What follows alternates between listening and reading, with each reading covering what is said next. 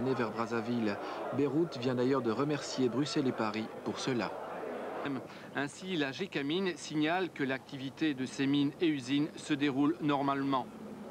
Mais dans les émeutes de nombreux entrepôts,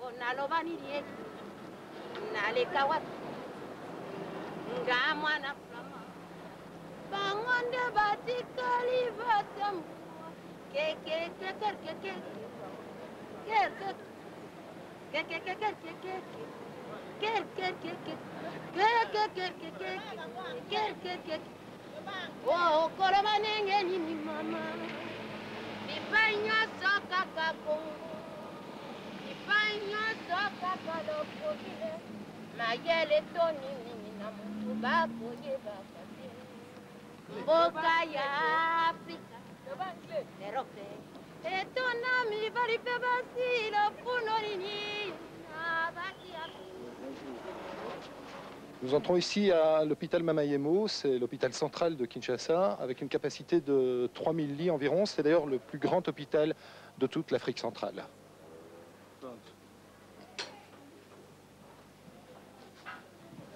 Nous avons déjà voulu venir ici lors de précédents reportages. On nous a toujours refusé l'entrée. À Mamayemo, on n'aime pas les regards étrangers. Mais aujourd'hui, un médecin accepte de nous guider dans l'hôpital pour dévoiler la détresse des malades et des blessés que l'on a apportés lors des émeutes. C'est ce qui est censé être les soins intensifs, la réanimation.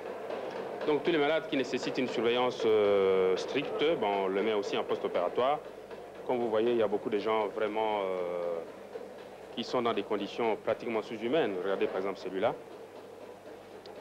Parmi eux, il y a beaucoup de traumatisés, il y a beaucoup de gens qui ont été opérés pour une autre maladie. Et c'est comme ça qu'ils vivent. Il n'y a pas un seul médicament, donc l'hôpital ne dispose de rien.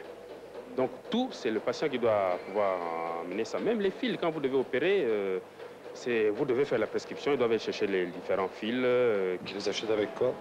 Quand ils n'ont pas, ils restent, ils meurent. Quand ils n'ont rien, ils meurent.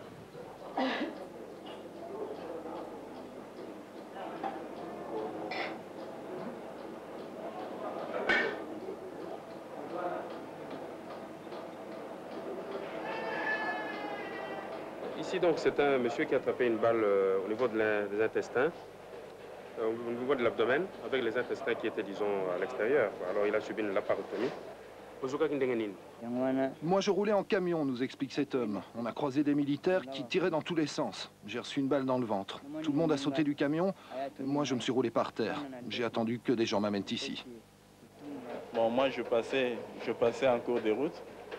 Bon, il y avait tant de jeunes garçons qui suivaient les militaires pour aller casser une chambre froide.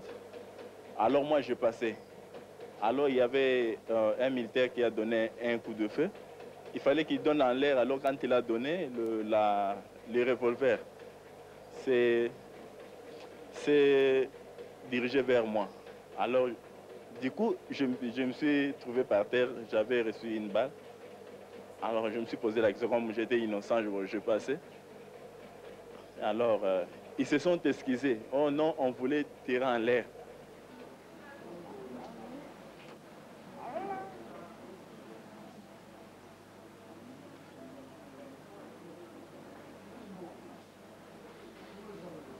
DSP. Voilà, donc ça c'est un militaire de la DSP aussi, qui, lors des événements, qui a attrapé une balle tout à fait accidentellement, qui a traversé côté droit vers la gauche. Pendant qu'ils étaient en train de procéder donc à la casse. Qu'est-ce qui t'est arrivé exactement? La balle t'a traversé la joue. C'est arrivé comment? Accidentellement? On a tiré en l'air. Qui a tiré? Des soldats, de la DSP, tes copains? Ils allaient accidentellement. Et qu'est-ce que vous faisiez? Vous étiez en train de piller?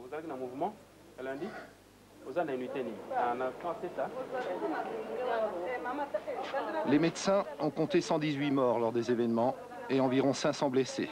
Beaucoup mourront ici. On sort rarement vivant de Mamayemo, faute de soins et d'hygiène.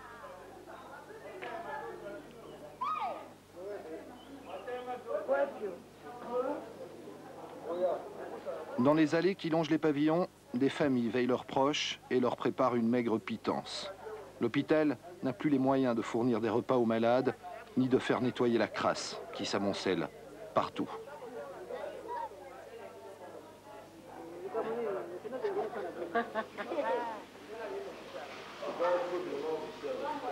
Qu'est-ce que sont ces installations?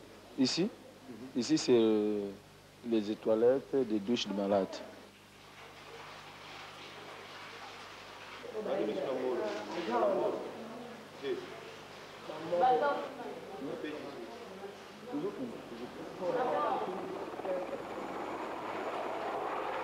La nuit tombe sur Kinshasa. Un hélicoptère de l'armée française traverse le fleuve, emmenant quelques réfugiés vers Brazzaville.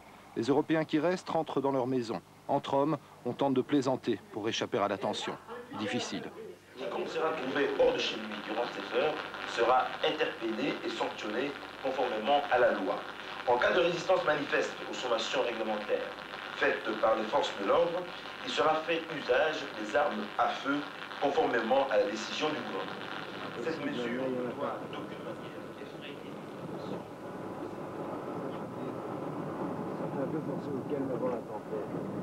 Nuit de couvre-feu à Kinshasa.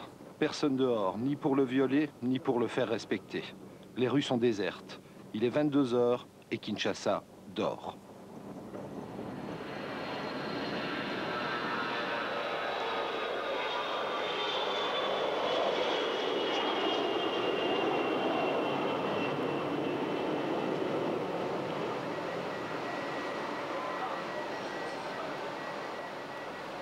Nous sommes à l'aéroport de Njili à Kinshasa. C'est ici qu'avaient débuté les émeutes la semaine dernière.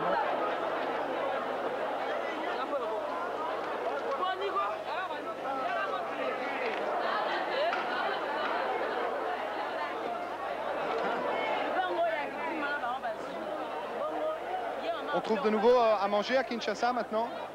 Non. Non? Non. Qu'est-ce qui manque ici à Kinshasa? Des poissons, viande, du riz, du sucre. Il y en a quand même un petit peu là. Non.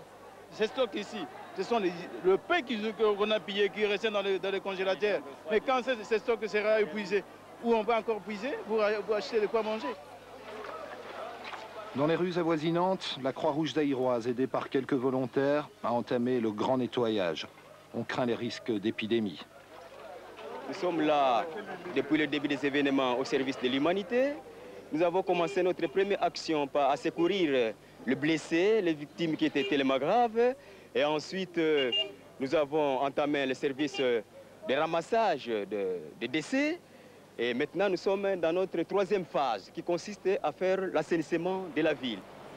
La vie reprend. Les premiers journaux d'après les émeutes sont distribués.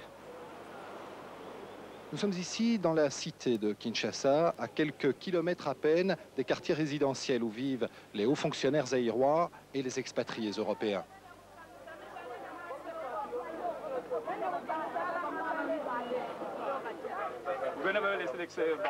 C'est ici que vivent les militaires et les civils qui ont saccagé Kinshasa. L'ambiance est morose, tout le monde semble traumatisé. Quelques passants ramènent encore un maigre butin, les autres tentent d'oublier tout ça. C'est quoi ce que vous buvez là? Je bois le vin de l'Unguila. C'est quoi le vin de l'Unguila? L'Unguila, le vin de Parme. Je peux goûter? Je peux goûter là? Vous avez goûté? J'ai goûté. C'est fort? Oui. Vous le fabriquez vous-même? Oui, c'est nous-mêmes. Nous fabriquons nous-mêmes. On n'a pas le moyen de payer la bière. La bière coûte cher. C'est que nous prenons ça pour être un peu calme. On reste un peu calme et on reste surtout très discret. Il nous faut plusieurs heures pour trouver une famille qui accepte de nous faire entrer dans sa parcelle. Les pillards ont peur que l'on découvre leur butin. Ici à la maison, si jamais nous avons quelque chose, peut-être, mais les autres n'en ont pas, puisque c'est d'un individu à l'autre, au point de vue qu'on se débrouille pour avoir à manger. Vous ici dans la maison, vous êtes content de ce que vous avez ou vous trouvez que vous n'avez pas assez? Non, nous ne sommes pas contents. Vous pouvez nous montrer ce que vous avez comme meubles, etc. Montrer la maison pour montrer comme c'est difficile. C'est la vie intime d'une famille. Nous ne pouvons pas Je ne peux pas aller montrer là où je passe la nuit. Si je passais la nuit sur une natte, vous devez savoir ça, c'est ma vie privée. Non, mais je crois que c'est intéressant que les gens en Belgique voient la différence. Non, ça c'est l'intimité, vous voyez, comme il vient de dire. En vivant honnêtement, il n'y a pas moyen de se débrouiller. Il n'y a pas moyen, il faut se débrouiller, il faut de coopération, il faut être honnête. C'est à cause de ça, à votre avis, qu'il y a eu les troubles aussi la semaine dernière? C'est le mécontentement puisqu'on est mal payé. On est mal payé, c'est la raison pour laquelle il n'est pas dit que il n'est pas naturellement dans l'esprit des Zaïrois qui sont voleurs. Ou bien ils sont pires parce qu'ils en ont marre. C'est le malheur. Le malheur, encore et toujours. Certaines pièces regorgent d'objets volés, on ne nous laissera pas les filmer.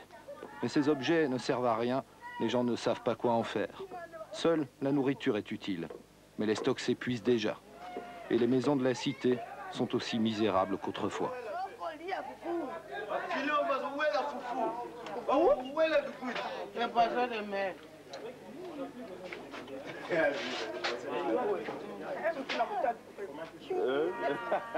Ça, par exemple, ça c'est une maison d'une personne, de fonctionnaire.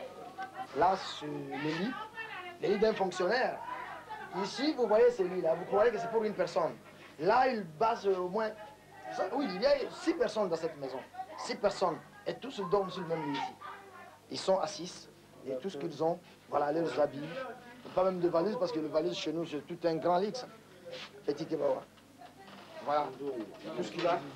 Il y a le casserole, il n'y a même rien, il se vide. Ça, c'est la capitale, à quelques mètres de là où dort Mobutu, le président. Ici, il n'y a même pas de porte d'ailleurs. On s'arrange pour barrer comme ça. Ça, c'est la porte pour le WC ici.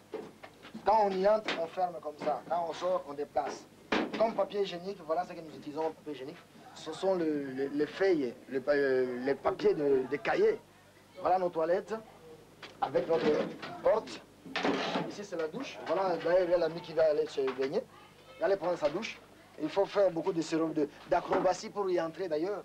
Voilà. Pour se laver, la douche, voilà. Voilà. Les Zaïrois sont fiers. Ils sont fiers vraiment, ils sont fiers d'être les Zaïrois. Mais vraiment, les Zaïrois est courageux, mais malheureux. C'est un moribond, on dirait. Vous le voyez se promener, il marche et il est vivant, mais vraiment, à voir ce qu'il mange, à voir sa façon de vivre. Les Zaïrois est mort. Les Zaïrois est mort.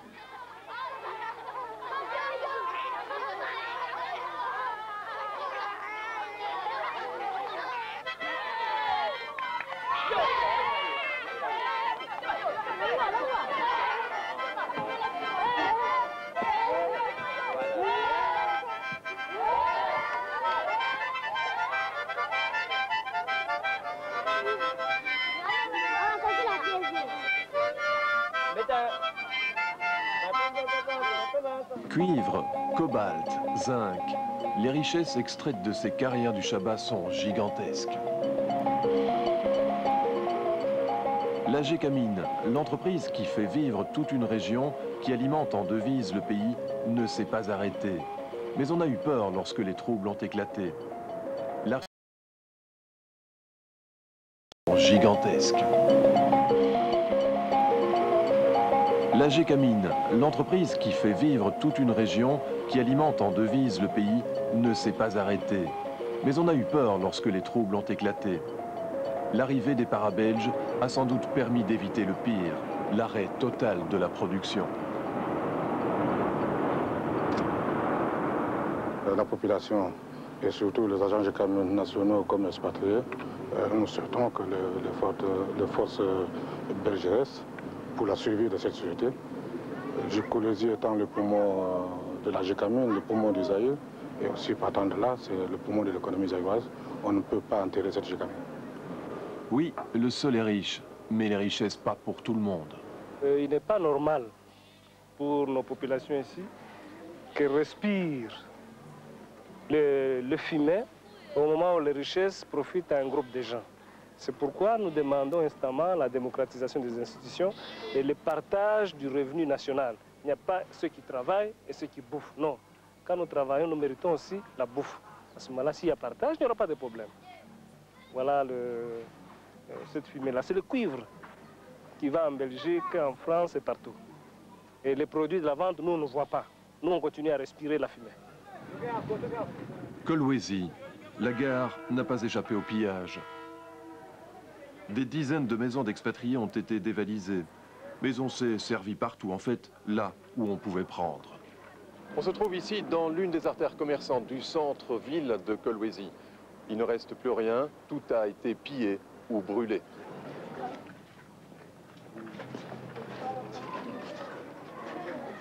Ce sont des militaires qui ont tiré, il y a même des marques, des balles dans les vitres et puis dans les portes d'entrée.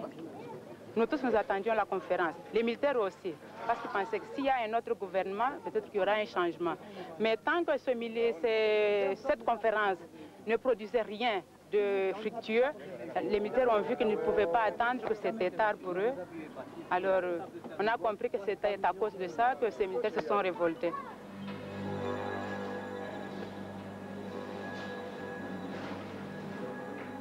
Il y avait encore 5 tonnes de maïs sauté, au moins 500 sacs de riz. Comment ont-ils fait pour tout emporter? Ils avaient des camions ici à côté. Des camions militaires? Si. Non, les camions, ils prenaient en cours de route. Si tu te vois, tu passes, on t'arrête, alors on se prend le camion. Il met le camion, il prend les marchandises, il met là, alors. Il n'y a que des militaires qui ont participé au pillage? Oui, toujours. Avec les militaires. Aucun civil? Bon, c'est après que les civils aussi ont profité de l'occasion. C'était par après que lorsque les militaires ont pillé, et après ils nous ont laissé nous aussi l'occasion de piller. C'est ça? C'est là, qu'est-ce que vous avez pu prendre, vous? Il a plus d'essence. Dans les magasins? Des savons, des souliers, des habits, des choses comme ça. Et les cahiers de l'œuvre, c'est fini? Oui, certains se sont servis, ont profité de l'aubaine. Maigre sursis car, depuis, tout est devenu encore beaucoup plus rare, encore beaucoup plus cher.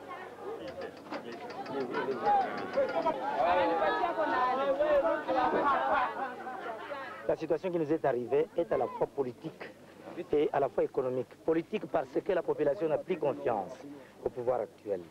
La population est mécontente. Économique parce que les produits de première nécessité ne font qu'augmenter. Le prix augmente ici chez nous chaque jour. Nous avons fait 4 jours sans voir aucune autorité politique après ce pillage. C'est vous dire que le pouvoir est sur la rue. Donc la situation est catastrophique. Et alors, l'insécurité totale, nous avons été un tout petit peu soulagés lorsque nous avons pu voir les unités de l'armée belge, qui d'abord nous devons féliciter leur discipline, leur tranquillité, l'esprit d'impartialité qu'ils ont. Mais seulement nous sommes un tout petit peu, nous regrettons une chose, parce que les militaires veulent respecter la souveraineté du Zaïre. C'est tout à fait bien, nous en sommes fiers. Mais pour ce moment, la population voudrait que les militaires belges, non pas seulement qui protègent les ressortissants belges et les ressortissants étrangers expatriés, mais qu'ils protègent également les Zaïrois. Qu'est-ce que vous voulez? Nous voulons la liberté de Katanga. C'est-à-dire? On n'aime pas le régime du président Mobutu. On est marre de Mobutu. C'est un conspirateur.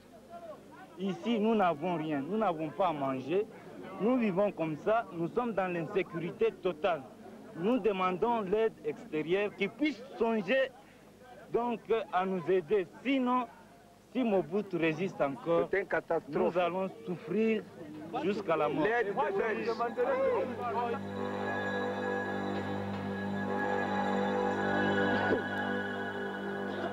Maintenant, il faut désormais éviter les militaires zaïrois qui rançonnent, être plus astucieux, plus débrouillard, puisque les marchés se vident.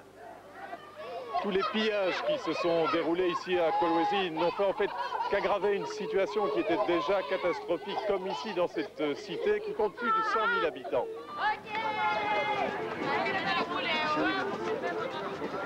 Les cités de Kolwezi ou de Lubumbashi se ressemblent.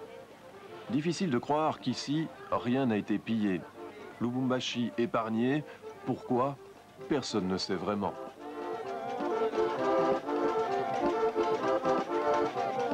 Bien sûr, tous les quartiers ne sont pas pareils, mais on a quand même de la peine à imaginer qu'on est dans la ville la plus riche du Zaïre.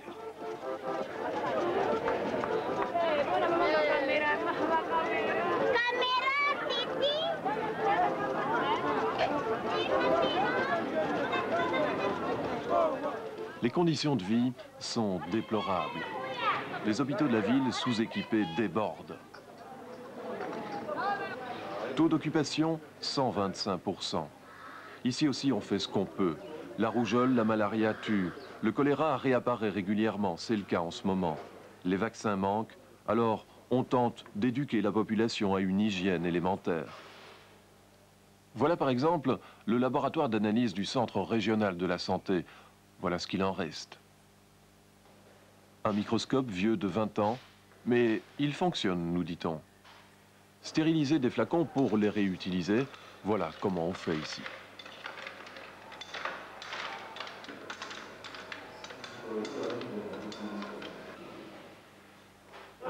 L'enseignement public ne fonctionne plus. Les étudiants veulent passer leurs examens, mais les profs sont en grève. C'est pas normal qu'un professeur touche moins qu'un balayeur dans une entreprise. C'est pas normal. Un professeur ordinaire qui fait le sommet de la crème intellectuelle, je crois que c'est anormal que celui-ci soit moins bien payé qu'un balayeur à la GECAMIN ou à la SNCZ. Je crois que vous avez essayé de faire un tout petit peu cette comparaison. Vous verrez que là-bas, le balayeur même peut avoir à peu près, ou le surveillant, le gardien, là, il a à peu près 850 000 zahir. Alors que le professeur ordinaire n'a pas 850 000 zahir, il a 750 000 zahir. Vous comprenez un peu? Celui qui n'a pas étudié, qui n'a rien fait, hein, qui se retrouve mieux payé que le sommet de la hiérarchie du corps professoral, vous comprenez que c'est quand même assez révoltant. Campus de l'université de Lubumbashi. Après les événements de mai 90, avec la grève des professeurs, très peu osent s'y aventurer. Les étudiants sont nerveux, prêts à tout. Je ne suis pas satisfait de ma propre situation. Et eux aussi ne sont pas satisfaits de cette situation. Donc tous ensemble, tout Zaïrois n'est pas satisfait. Donc le bonheur aux Zaïres est réservé à une poignée d'individus. Le bonheur pour demain peut-être. Aujourd'hui, comment faire pour se nourrir? Le troc, le vol, la débrouille, quand un sac de farine coûte 1/5 du salaire mensuel ou parfois plus. À la campagne, il y a toujours bien un petit coin de terre à cultiver, mais dans les villes et après les pillages. Il risque d'y avoir une famine effectivement dans les grandes villes, dans les mois qui viennent, si on ne recourt pas à l'importation. Contrairement à ce que nous a fait penser à l'époque coloniale, parce que j'ai vécu justement à l'époque coloniale, on nous a toujours fait penser que la terre du Chaba n'était pas assez productive. Contrairement à ce qu'on nous a toujours dit, nous avons constaté nous-mêmes en faisant les champs que le sol chabien est productif dans certaines vallées et que il est certain qu'on peut faire et les mines et l'agriculture dans cette province, dans cette région. Ce qui ne va pas ici dans ce pays, c'est le secteur public. Le secteur privé, bon, il se tire d'affaires évidemment des sociétés et tout ça, hein? Mais le secteur public, donc le secteur public, ça veut dire l'armée, l'administration, les travaux publics, le réseau médical, enseignement, donc il n'y a plus rien qui va. Pour dire il faudrait une nouvelle colonisation presque. Le mot est peut-être mal choisi, mais il faudrait que des étrangers reviennent en masse. Donc précisément pour reprendre le secteur public en main. À faire des élections libres, à avoir des dirigeants responsables pour aider tout le monde. Parce que si je regarde ma position à la GECAMIN, ça signifie que je voudrais garder ces avantages pour moi et ne pas bouger parce qu'on va me faire sortir la GECAMIN. Ça c'est secondaire. Il faudrait voir l'intérêt de la communauté qui prime sur mes intérêts personnels. Voilà pourquoi je me suis engagé dans un parti politique.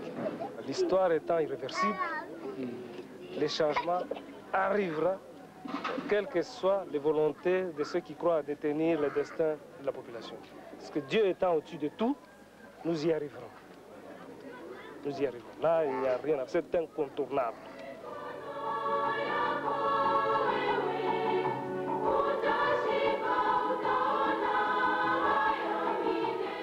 Impliqué dans un parti d'opposition et pourtant responsable dans une entreprise publique zaïroise, Mutombo, ce petit-fils de chef coutumier, nous a emmenés dans son église, celle de la cité Kamalondo, celle qu'il fréquentait lorsqu'il était jeune. Il en est maintenant le responsable financier.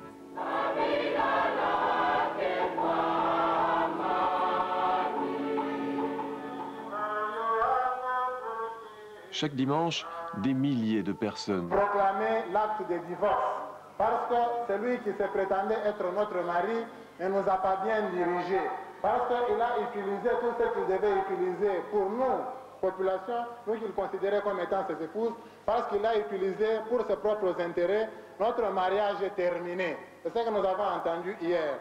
Mais si nous l'avons entendu hier, c'est mieux que nous en prenions conscience au niveau de notre vie de tous les jours. Lorsque quelqu'un fait le bien, ça peut être un homme au pouvoir ou un homme d'église. Nous disons là, il y a la main de Dieu. Et on encourage ça.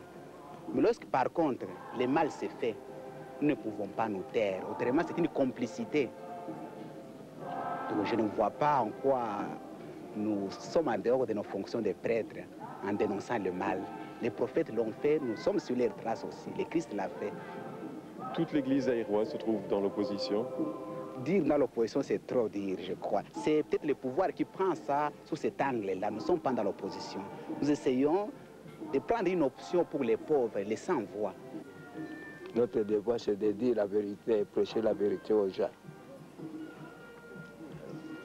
C'est comme ça, mais aussi il y a des menaces et tout ça. Mais moi-même, j'étais plusieurs fois menacé aussi. Hein. J'étais appelé à la sûreté, tout ça.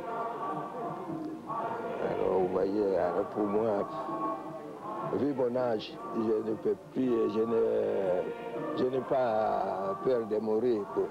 J'ai déjà vécu assez. Le Chaba possède toutes les richesses dans son sol. Beaucoup y ont cru, les étrangers aussi. Et pourtant... Le pays a vécu pendant 30 ans sur ce que la Belgique avait construit.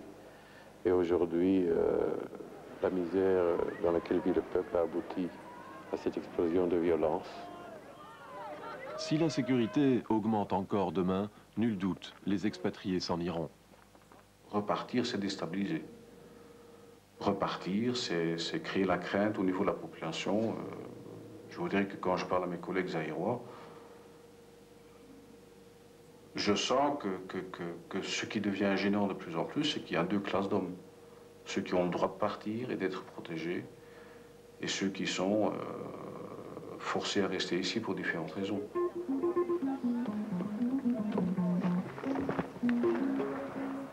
Que reste-t-il de ce Chaba si riche, si prometteur, qui est condamné aujourd'hui à dépendre de l'extérieur, à s'alimenter grâce aux pays voisins?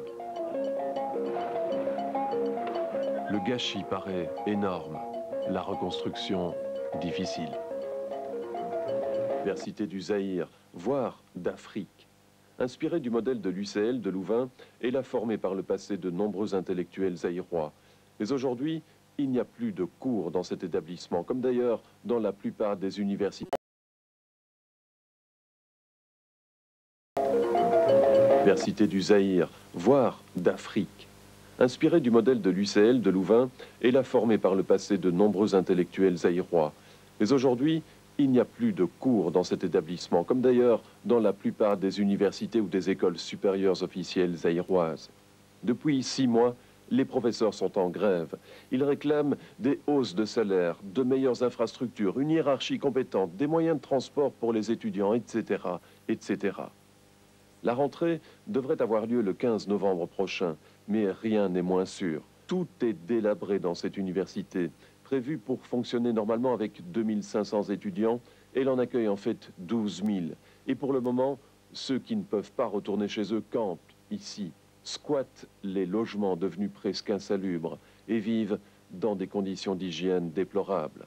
Les auditoires sont vides actuellement parce qu'il n'y a plus de cours et de toute façon, ils sont trop petits. Quant au matériel pédagogique, n'en parlons pas. La situation s'est encore dégradée avec la fin de la coopération. Si en Afrique, on connaît beaucoup de pays sinistrés, je cite l'Angola, le Mozambique, la Somalie, l'Éthiopie et d'autres, y compris le Zaïre. Eh bien, le Zaïre est le seul pays sinistré sans avoir eu des actions de guerre. L'action politique est une politique froide, pas chaude, qui a sinistré le pays. Le contingent belge.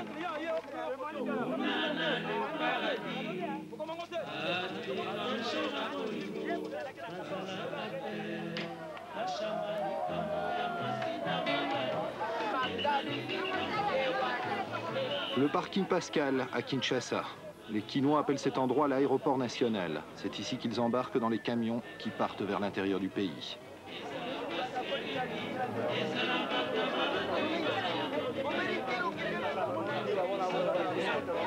Le camion devait partir à midi ce jeudi, mais le départ est un peu retardé en raison de problèmes techniques.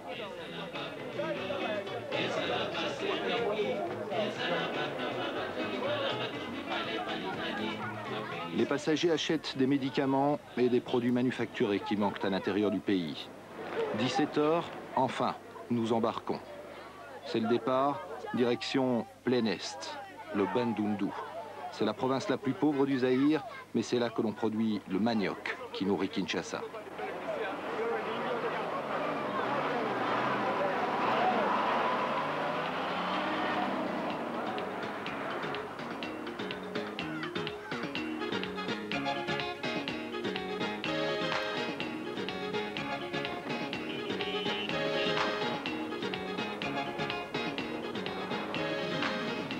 La route du manioc, c'est souvent la route de la mort. Les accidents ici sont si fréquents qu'ils n'inquiètent plus personne.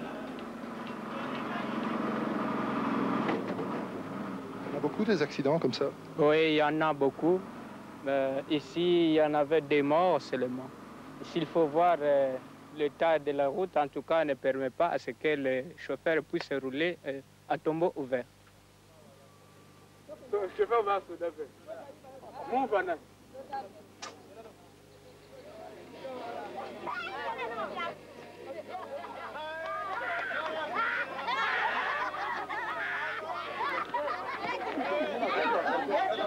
Minuit, nous nous sommes arrêtés au bord de la route pour manger un peu et réparer le camion qui souffre déjà. Nous roulerons toute la nuit à la lueur d'une faible lanterne qui éclaire péniblement quelques centimètres carrés de route.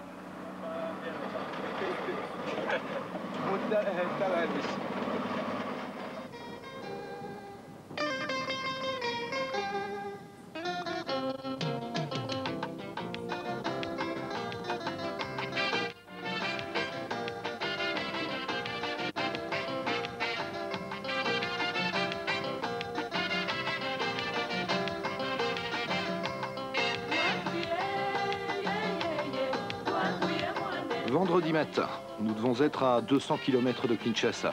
De temps en temps, nous embarquons un nouveau passager, un par-colis comme on dit ici. Moitié commerçant, moitié trafiquant, chacun espère ramener un colis de nourriture pour se faire un peu d'argent.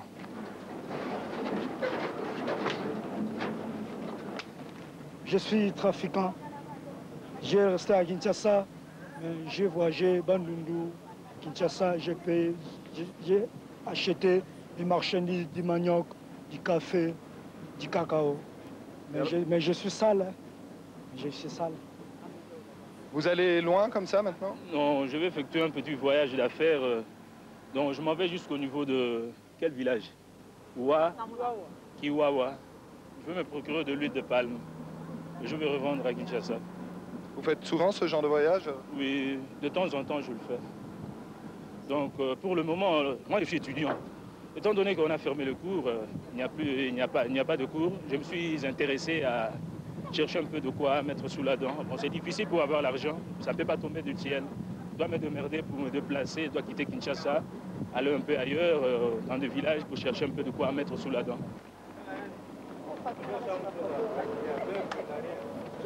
Vendredi midi, pneus crevés et pas de route de secours évidemment. Alors il faut bricoler. Nous perdrons 2 heures à la fureur des par-colis. Juste après, nous tomberons en panne. Ce samedi après-midi ne sera qu'une succession de défaillances techniques.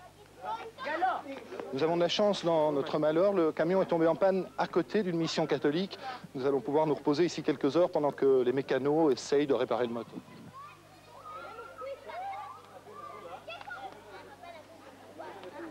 Des missions, il y en avait beaucoup dans la région, mais certaines ont été abandonnées ces dernières semaines. Ici, il reste un missionnaire européen qui nous accueille chaleureusement. Nous passerons finalement la nuit ici, le camion refuse de partir. Le prêtre semble heureux de notre compagnie. Il doit se sentir un peu seul, mais paraît décidé à rester.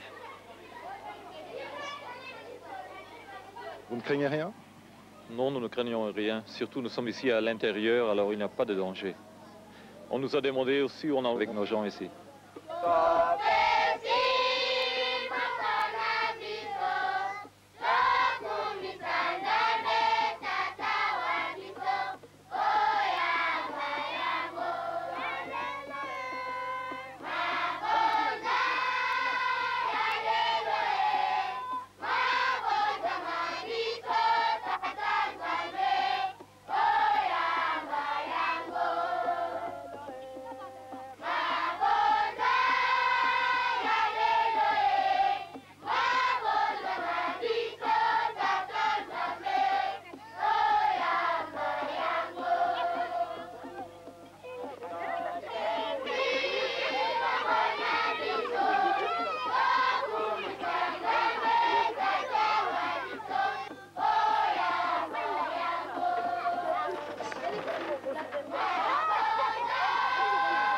Samedi matin, le camion est en panne depuis hier soir, impossible de redémarrer. De toute façon, il pleut et l'on n'est pas sûr que l'état des pistes nous permette pour le moment de continuer.